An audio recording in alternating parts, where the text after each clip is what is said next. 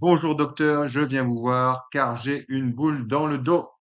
Bienvenue sur Ecomap, l'échographie pratique, facile et utile du médecin généraliste, le site où, comme d'habitude, on parle de cas cliniques réels et authentiques, de cas issus de ma pratique, de la semaine, de cas intéressants autour duquel on discute tous ensemble et on en profite pour progresser, pour découvrir l'outil échographique pour certains, pour passer à un niveau pour d'autres, ou simplement pour passer un bon moment autour de cet outil absolument extraordinaire qu'est l'échographie.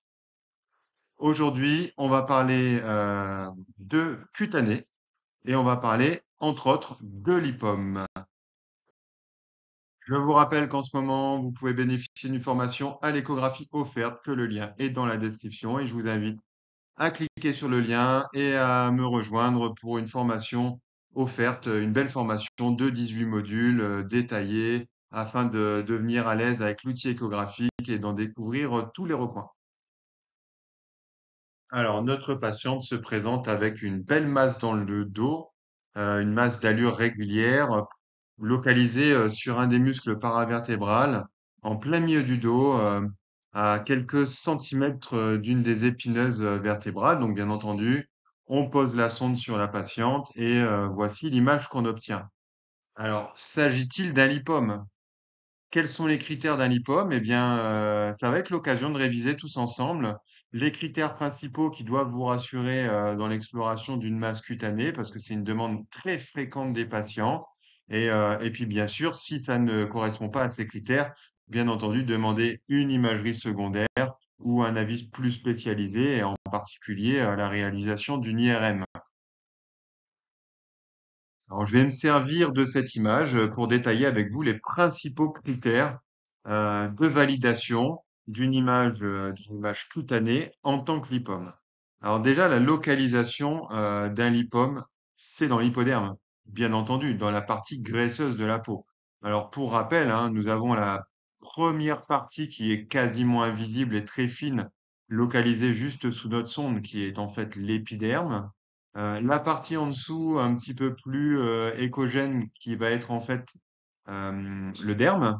Et en dessous du derme, cette partie, par contre, franchement hypoéchogène, qui est souvent emplie de travées un peu onduleuses, hein. Si vous avez déjà fait une échographie normale au niveau cutané, vous l'avez remarqué, eh bien, c'est l'hypoderme. Et donc, notre lipome va se localiser dans l'hypoderme. Et fait très important, il va se localiser en dehors du muscle, sinon il faudra changer de diagnostic, hein. Ce sera bien entendu, il existe des lipomes intramusculaires, mais toute lésion intramusculaire doit faire réaliser une autre imagerie comme un IRM, hein, pour éliminer bien entendu un sarcome, hein, qui est pas du tout le même pronostic, hein. Le lipome étant bien entendu bénin. Donc notre lipome ici, en tout cas notre masse, hein, ce que l'on pense être un lipome, puisqu'on va l'analyser ensemble, est donc bien localisé dans notre hypoderme, hein. Il ne rentre pas dans le derme et il refoule le fascia musculaire. Et ici, vous voyez les travées musculaires. Il refoule le fascia musculaire, hein, par une forme qui est concave en dehors. Et c'est la sémiologie classique de toute masse extramusculaire. C'est la déformation de notre fascia qui devient concave en dehors. Au niveau de la taille, un lipome doit faire moins de 10 centimètres, sinon il faut l'explorer en IRM. Certains auteurs ont même conseillé de les explorer à partir de 5 centimètres. C'est peut-être un peu sévère. Si vraiment la masse n'est pas gênante pour les patients et qu'elle correspond vraiment à tous les critères, a priori, on pourrait se donner la base des 10 centimètres. Cette masse doit être dépressible sous la sonde et vous allez très bien voir tout de suite quand vous posez votre sonde que cette masse se déforme en fonction de la pression de votre sonde. Il ne s'agit absolument pas de quelque chose de ligneux, de rigide, mais quelque chose de très souple. Un lipome a toujours une progression et une évolution cutanée allongée. C'est-à-dire qu'il a une forme longue, généralement au moins 2 fois plus long qu'épais, voire même 3 fois, et aligné dans le sens de la peau. Donc très facile à repérer. Il aura toujours cette forme un peu ovoïde aussi, qui est une forme régulière. D'accord? Pas de spicule, pas de déformation lobuleuse, hein, une forme régulière ovoïde. Certains lipomes peuvent être encapsulés, certains non. Alors dans le cadre des lipomes encapsulés, on voit très très très bien la limite avec notre hypoderme. Des fois, en fonction de l'écogénicité du lipome, on verra pas forcément la limite, hein. La limite peut être floue, il peut être complètement confondu avec l'hypoderme et ne se voir qu'en dynamique. Alors ça, c'est très variable. Euh, Assez typique du lipome et assez rassurant, c'est travée horizontale. Voilà.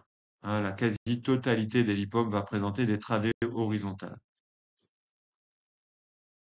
Point très important, notre masse ne prend pas le Doppler. Vous serez obligé de pousser un petit peu vos réglages Doppler, hein, d'arriver à la limite de l'artefact pour vous assurer que dans la masse que vous explorez, il n'y a pas de circulation systématisée. Alors l'écogénicité, on en a un petit peu parlé, hein, elle est variable. Certains lipomes peuvent être hyperécogènes, d'autres peuvent être isoécogènes et très difficiles à repérer au sein de cette hypoderme, hein, puisqu'ils sont exactement comme là de la même écogénicité, donc ça va être difficile de différencier.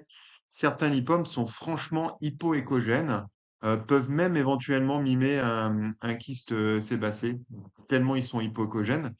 D'autant que dans le cadre des lipomes très hypoécogènes, ils peuvent présenter un renforcement postérieur. Ici, notre lipome, on peut remarquer qu'il a un léger renforcement postérieur.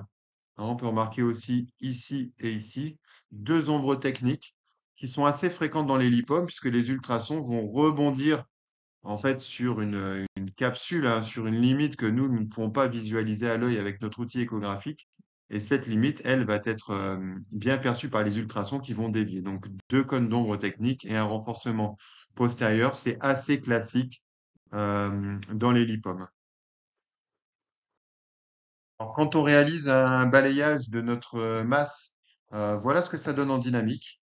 Hein, donc, vous remarquez ici notre derme, notre hypoderme et notre fascia musculaire. Et vous allez voir que progressivement, cet hypoderme va s'épaissir et que notre fascia musculaire va se retrouver de plus en plus repoussée, hein, va devenir de plus en plus concave pour laisser finalement la place. Voilà, on replace un petit peu la sonde un peu plus perpendiculaire, hein, puisque si on n'est pas perpendiculaire, on voit mal le fascia. Et on voit très très bien que ici notre masse, notre lipome a pris la place dans l'hypoderme et a refoulé complètement le fascia de façon concave en dehors. Donc voilà la lésion classique du lipome, l'aspect tout à fait typique d'une masse du coup sous-cutanée. J'espère que ce cas simple, mais très fréquent en consultation est très utile. Un sujet qui mérite d'être connu vraiment sur le bout des doigts. Mais j'espère que ça vous a plu, que ça vous a appris quelques petites choses.